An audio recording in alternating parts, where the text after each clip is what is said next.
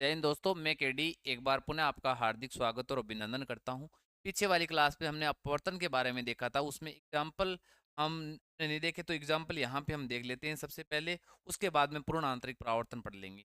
तो अपवर्तन के बारे में पूरा हमने बढ़िया तरीके से पढ़ लिया था कि जब कोई प्रकाश की किरण एक माध्यम से माध्यम में प्रवेश करती है, वो अपने मूल पथ से क्या हो जाती है, विचलित हो जाती है। उसी का नाम हमने क्या दिया था, अपवर्तन दिया था। अपवर्तन में आपको यही ध्यान रखना है मुख्यतः, एक अपवर्तनांक होता है, वो वेग के क्या होता है, व्युत्क्रमानुपाती होता है, और तरंग दैर्ध्य के भी क्या होता है, व्युत्क्रमानुपाती होता है। इससे सारे जो न्यूमेरिकल वगैरह हैं वो इससे हो जाएंगे। अपवर्तन के दो नियम भी पढ़े थे हमने। आपतित किरण, अपवर्तित किरण और अभिलंब तीनों क्या होते हैं, एक ही तल में होते हैं। और स्नेल का नियम भी पढ़ा था। स्नेल का नियम भी पढ़ा था। वो क्या पढ़ा था, साइन आई बटा साइन आर बराबर म्यू, ये पढ़ा था। और अब हम अपवर्तन के कुछ क्या देख लेते हैं, उदाहरण देख लेते हैं कि कुछ ऐसी घटनाएं होती हैं जो किस पर आधारित होती हैं, अपवर्तन के नियम पर आधारित होती हैं। सबसे पहले हम देखते हैं कि जो पेंसिल होती है, जल के अंदर पेंसिल होती है, वो ऊपर उठी हुई दिखाई देती है। किसके कारण देती है, अपवर्तन के कारण होती है। जैसे समझ भी लेते हैं इसको। यहाँ पे हमने जल भर रखा है, जल भर रखा है, इसके अंदर आपने ये कोई पेंसिल है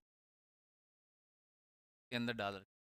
तो क्या होगा कि यहाँ आप यहाँ से आप देख रहे हो, तो ये पेंसिल है, यहाँ से देख रहे हो आप, तो यहाँ से कोई प्रकाश की किरण आएगी और वो यहाँ पे आएगी। यहाँ पे आते ही वो इस तरीके से क्या हो जाएगी, अपवर्तित हो, संगन माध्यम से विरल माध्यम में जाती है, तो अभिलंब से दूर हटने का प्रयास करती है। ये आपका अभिलंब मानिए, गाड़ी ऐसी चाहिए थी, इस तरीके से हट जाएगी। तो आपको वास्तव में ऐसा लगेगा कि ये किरण यहाँ से आ रही है, कहाँ से आ रही है, यहाँ। तो आपको ये लगेगा कि ये पेंसिल है। तो ये नीचे से क्या है, उठी हुई दिखाई देगी, ऊपर की ओर उठी हुई। जल के अंदर कोई पेंसिल होती है, वो ऊपर की ओर उठी दिखाई देती है। जल के अंदर नींबू डालते हैं हम, तो हम पार्श्व साइड में, बराबर साइड में देखते हैं, तो नींबू बड़ा दिखाई देता है। किस कारण दिखाई देता है, अपवर्तन के बाद में। तारों का टिमटिमाना, ये भी किसके कारण होता है, अपवर्तन के कारण होता है। तारे होते हैं, वो वायुमंडल में क्या होता है, अनेक प्रकार की क्या होती हैं, परतें होती हैं वायुमंडल में। वायुमंडल में, और जैसे जैसे हम ऊपर से नीचे की ओर आते हैं ना वायुमंडल में, तो क्या होता है, जो माध्यम होता है ना, माध्यम वो क्या होता जाता है, संगन होता जाता है। तो ऊपर वाला, जैसे हम बात करते हैं इस की, तो यहाँ पे माध्यम में विरल है, ऊपर से थोड़ा नीचे जैसे बढ़ेंगे वैसे कौन सा माध्यम है, संगन माध्यम आता जाता है। यहाँ पे धूल के कण वगैरह ज़्यादा होने के कारण ये माध्यम क्या हो जाता है, संगन। तो प्रकाश की किरण विरल से क्या आएगी, संगन में आएगी, फिर और विरल से तरीके से आएगी, तो वहाँ अपवर्तन होगा। और तारे हमें क्या दिखाई देंगे, टिमटिमाते हुए। पर आपका क्वेश्चन है, सर तारे टिमटिमाते हैं परंतु जो चंद्रमा वगैरह हैं और जो ग्रह हैं वो नहीं आते, इसका कारण क्या है, ये तारे बहुत, इसकी जो पृथ्वी से दूरी होती है ना, वो बहुत अधिक होने के कारण अपवर्तन हमें ज़्यादा देखने को मिलता है। इस कारण हमें सामान्यतः तारे टिमटिमाते हुए नजर। तो ये जो पेंसिल का ऊपर उठा हुआ दिखाने देना, तारों का टिमटिमाना दिखाई देना, सिक्का ऊपर उठा हुआ दिखाई देना, जल के अंदर डालते हैं तब। और सूर्य उदय से पहले और सूर्य अस्त के बाद में हमें सूर्य का दिखाई देना। क्या होता है कि सूर्य उदय होता तो क्या है, ये मानिए पृथ्वी, ये पृथ्वी की सतह है, यहाँ पे हो आप, ठीक है। क्या होता है कि सूर्य यहाँ पे होता है, शुरुआत में यहाँ पे होता है। तो क्या होता है कि सूर्य उदय से पहले ही आपको ये प्रतीत होता है कि सूर्य उदय हो गया। तो इस तरीके से कुल मिलाकर 4 मिनट का टाइम है ना, वो बढ़ जाता है। दिन का टाइम कितना बढ़ जाता है, 4 मिनट, अपवर्तन की घटना है कि जब आपको सूर्य यहाँ पे है, क्या होगा, यहाँ से कोई प्रकाश की किरण आएगी, किरण आएगी तो इस तरीके से आएगी यहाँ पर, और तरीके से मुड़ जाएगी। तो आपको ऐसा लगेगा कि वास्तव में ये सूर्य है ना, ये ना। तो ये सूर्य उदय से पहले आपको 2 मिनट पहले आपको ये लगता है कि सूर्य उदय हो गया। सूर्य अस्त के 2 मिनट बाद तक आपको ऐसा लगता है ये सूर्य यहाँ आ जाएगा ना, फिर आपको ये यहाँ पे आप देखोगे ना, ठीक है। तो ये आप सीधा ध्यान में रखना, सूर्य उदय से पहले और सूर्य अस्त के बाद में सूर्य का क्या देना, दिखाई देना, वो किसके कारण होता है, अपवर्तन के।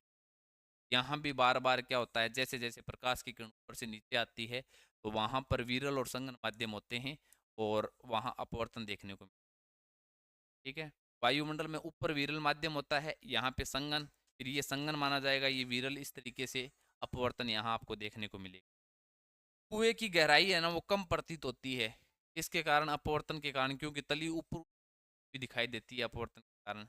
जलती हुई आग होती है वो झिलमिलाती हुई प्रतीत होती है हमें, झिलमिलाती हुई मिलाती हुई प्रतीत क्यों होती है, ये भी अपवर्तन के कारण होती है। जैसे मानिए कि यहाँ पे कोई मोमबत्ती मोमबत्ती जल रही है, तो मोमबत्ती के ऊपर यहाँ पर तापमान अधिक है। मैंने बताया था तापमान अपवर्तनांक के व्युत्क्रमानुपाती होता है, जहाँ टेम्परेचर ज़्यादा हुआ वहाँ अपवर्तनांक कम होगा, अपवर्तनांक कम होगा तो माध्यम विरल हो जाएगा। ये मोमबत्ती जल रही है ना, इसके पास वाला माध्यम विरल मान लीजिए, विरल होगा, और इससे थोड़ा सा ऊपर माध्यम क्या होगा, संगन होगा, संगन होगा। तो यहाँ से प्रकाश का क्या होगा, विरल से संगन में जाएगा, फिर संगन से विरल, विरल से संगन में जाएगा, इस तरीके से जाएगा ना, तब यहाँ पर क्या होगा, प्रकाश का अपवर्तन की घटना घटित होगी। तो ये ध्यान रखना, जलती हुई तो आग होती है ना, वो झिलमिलाती हुई प्रतीत होती है अपवर्तन के, ये कारण भी थोड़े ध्यान रखना। अब हम पढ़ते हैं प्रकाश का, क्या पढ़ते हैं, पूर्ण आंतरिक परावर्तन पढ़ते हैं। ये क्या होता है अभी पूर्ण आंतरिक परावर्तन? ने ये पढ़ा था कि जब प्रकाश की किरण, जब प्रकाश की किरण किरण संगन माध्यम से माध्यम से माध्यम से विरल माध्यम में जाती है, विरल माध्यम में जाती है, माध्यम में जाती है, तो वह तो वह अविलंब अविलंब से दूर हटती है, हटती। यदि अपवर्तन कोण का मान, आपतन कोण, आपतन का मान बढ़ा दें, मान बढ़ा दें,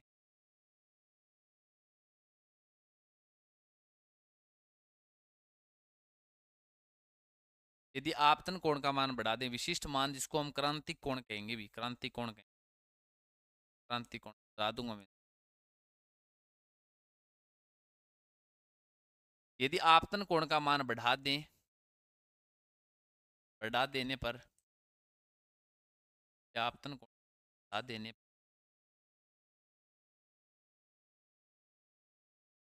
अपवर्तित किरण, अपवर्तित अपवर्तित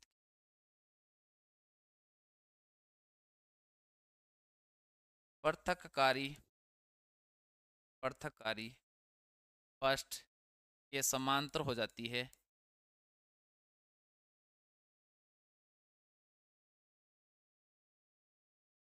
अगर आपतन कोण का मान, अगर आपतन कोण का मान का से और अधिक करने पर, से और अधिक करने पर,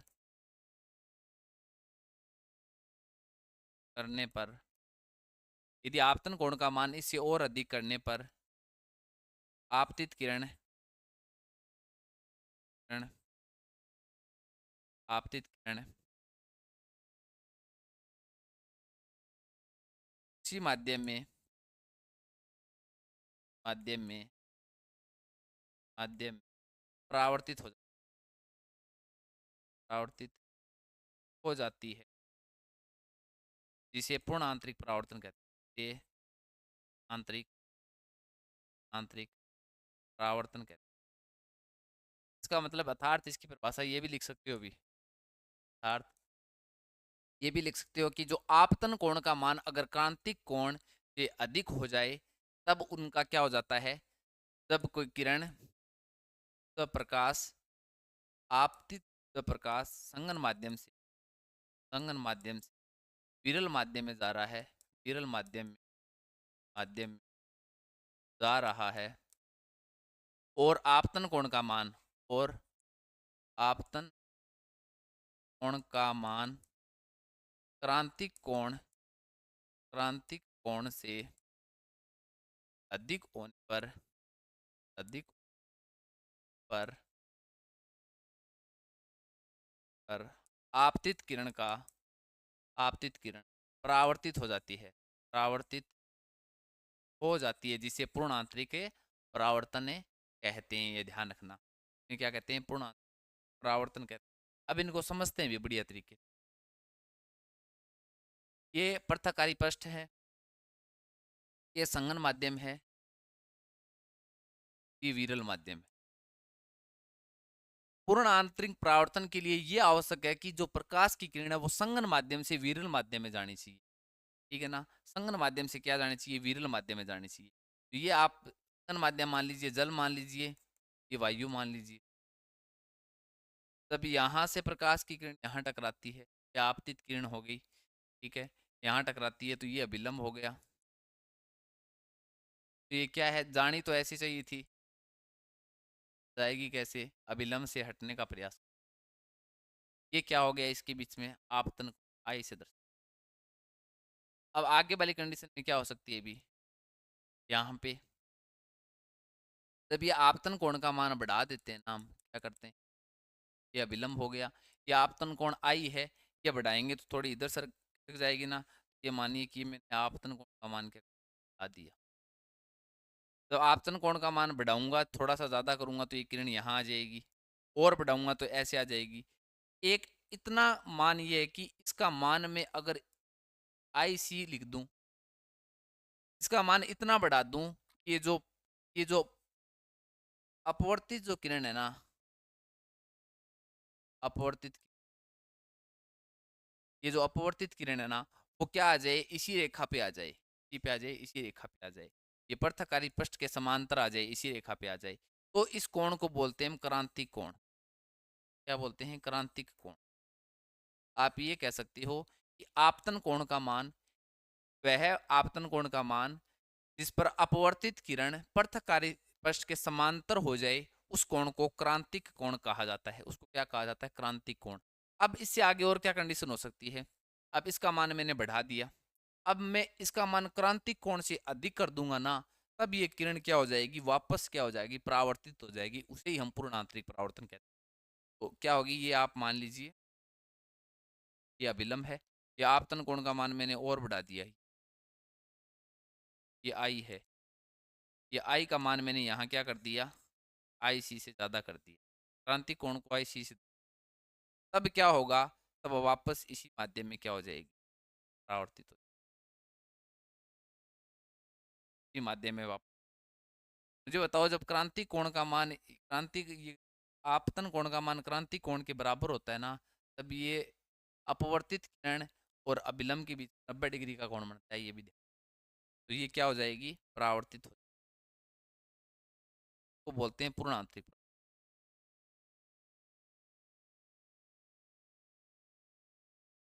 पूर्ण आंतरिक। तो पूर्ण आंतरिक परावर्तन में अपवर्तित अपवर्तित किरण होती है क्या, मुझे बताओ, अपवर्तित किरण।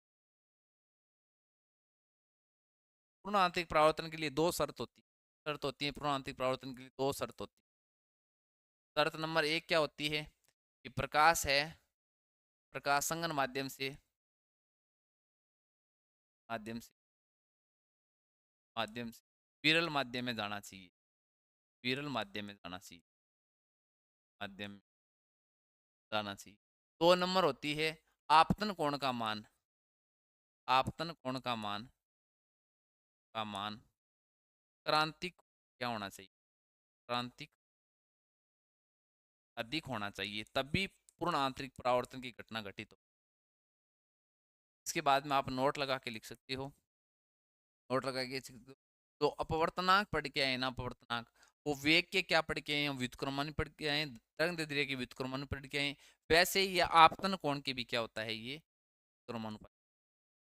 आगे कौन सा अपवर्तन, जो आपतन कोण कह रहा हूँ, ये क्रांतिक कोण होता है ना, क्रांतिक कोण, क्रांतिक कोण के भी क्या होता है, ये व्युत्क्रम अपवर्तनांक।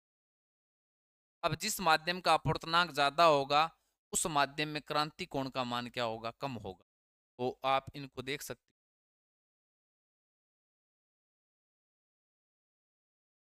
ये देखो, ये ध्यान रखना, ये तीन दे रखे हैं, आरबीएससी की बुक के अंदर दे रखे हैं। हीरे का है ना, हीरे का अपवर्तनांक क्या होता है, अपवर्तनांक, हीरे का अपवर्तनांक सर्वाधिक होता है, ये ध्यान रखना, ठीक है ना। तो हीरे के लिए जो क्रांति कोण का मान होता है वो 24.2 और वो 2.4 होता है, 4.2 होता है, ये उल्टा होता है।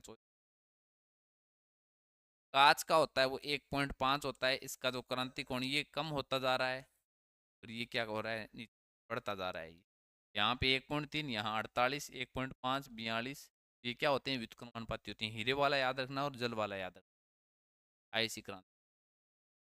अब मुझे बताओ, एक तो बैंगनी रंग है और एक लाल रंग है, मैं कुछ पूछ सकता हूँ आपको, मैं ये पूछ लूँ, नहीं ये बताओ सबसे पहले इनका अपवर्तनांक किसका ज़्यादा होगा। आपको ये पता है कि सर जो लाल रंग है उसका जो लैम्डा होता है वो क्या होती है, अधिक होती है, और इसका वेग भी क्या होता है, अधिक होता है। रंग का वेग अधिक होता है तो सर इसका जो अपवर्तनांक है वो क्या होगा, कम होगा। कि आपने ये बताया था कि अपवर्तनांक के वेग की व्युत्क्रमानुपाती होती है, तो ये कम होगा। अब मुझे बताओ इसके लिए क्रांतिक कोण का मान क्या होगा। क्रांतिक कोण इसके व्युत्क्रमानुपाती होता है, तो जो क्रांतिक कोण होता है वो क्या होगा, अधिक होगा। बेंगनी का ये पूर्ण आंतरिक क्या हो गया, परावर्तन हो गया। अब जो पूर्ण आंतरिक परावर्तन है उसके उदाहरण देखेंगे। पूर्ण आंतरिक परावर्तन कारण कौन कौन, पूर्ण आंतरिक परावर्तन, एक तो क्या होता है कि कई बार हम सड़क पे जा रहे होते हैं गर्मी के दिनों में, क्या होता है आपको ऐसी तरंगे से निकलती हुई दिखाई देती या भाप से निकलती दिखाई देती, आंतरिक परावर्तन के कारण देती। और इसका उदाहरण आप ये लिख सकते हो, मरग मरीचिका।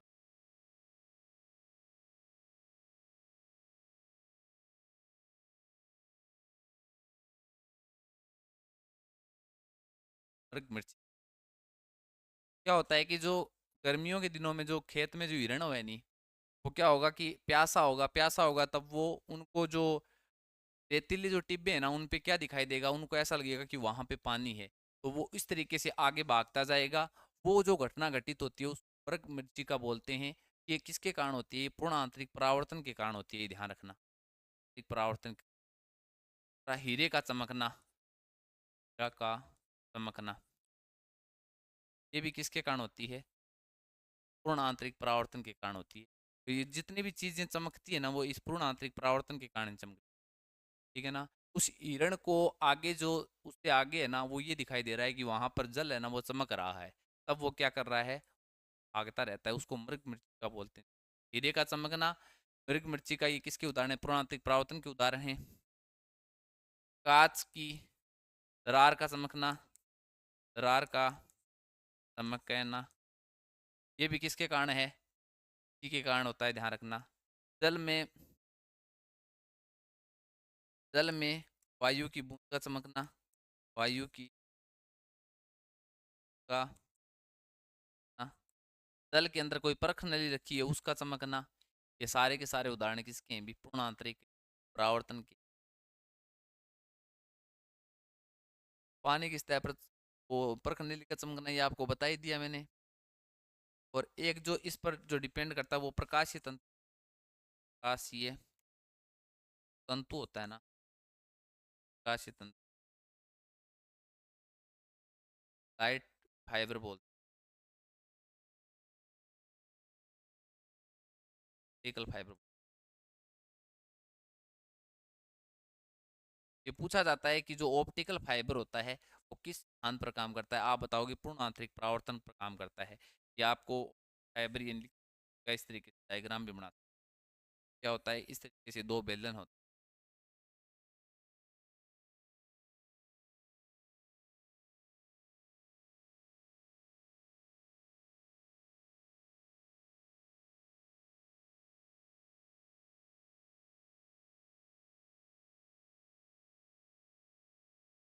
इनमें जो ये माध्यम होता है ना, माध्यम बटा वो विरल माध्यम,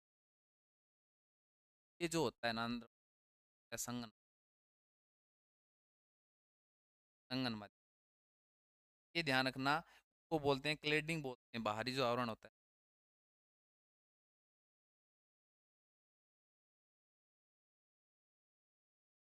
अंदर वाला जो होता है ना बोलते हैं क्रोड,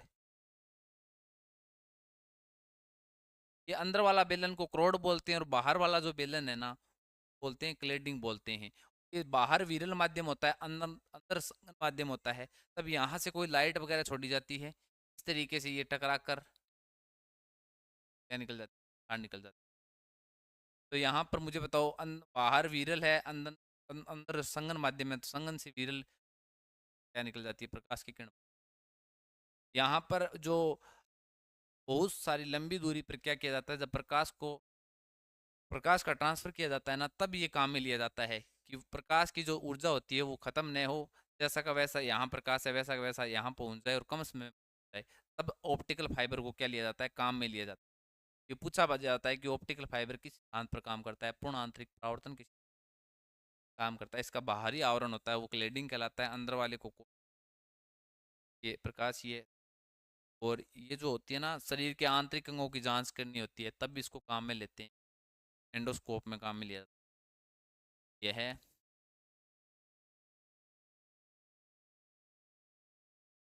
शरीर के आंतरिक अंग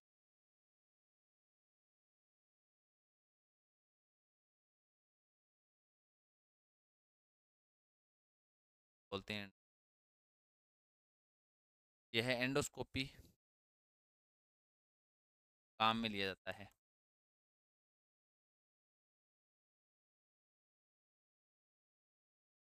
तो ये प्रकाशीय तंतु के बाद में आप ये लिख सकते हो, पोरोप्रिज्म होता है एक।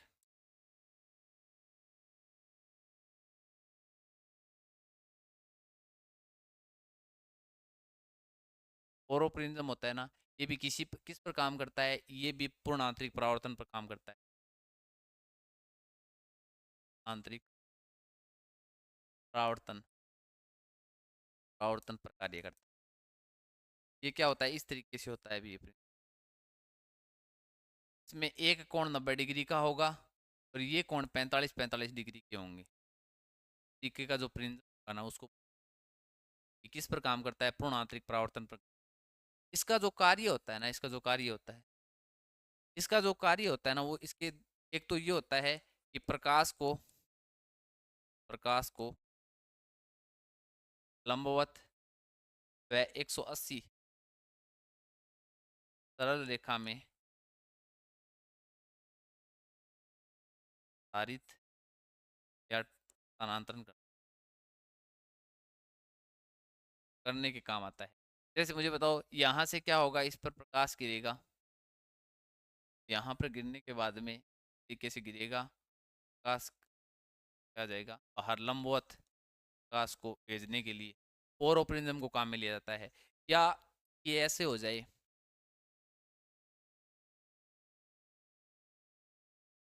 एक कोण 90 डिग्री डिग्री है, यहाँ से प्रकाश की किरण यहाँ गिरी, यहाँ गिरकर प्रकाश की किरण यहाँ गिरी, यहाँ से इस कैसे निकल,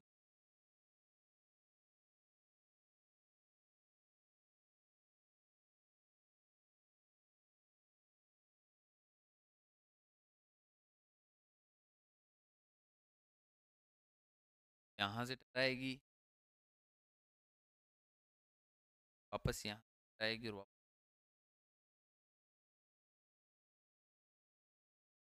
यहाँ पर एक। ये जो पोरोप्रिज्म होता है ना, इतना ध्यान रखना, पोरोप्रिज्म जो काम करता है ना, वो किस पर काम करता है, पूर्ण आंतरिक परावर्तन का काम करता है। ऑप्टिकल फाइबर पूर्ण आंतरिक परावर्तन पर कार्य करता है। और जो मर्ग मिर्चिका है ना, ये पूर्ण आंतरिक परावर्तन पर आधारित है। हीरे का चमकना पूर्ण आंतरिक परावर्तन के कारण, कांच की दरार, जितनी भी जो चमकना जो चीज़ है ना, हीरा वो चमके और कांच चमके, ठीक है, जल में वायु की बूंद चमके, सारे के सारे पूर्ण आंतरिक परावर्तन के कारण है। पर ध्यान रखना, हीरे का चमकना, हीरे का नहीं, तारों का टिमटिमाना, ये ध्यान रखना, तारों का टिमटिमाना ये अपवर्तन की। तो ये पूर्ण आंतरिक परावर्तन अपना क्या होता है,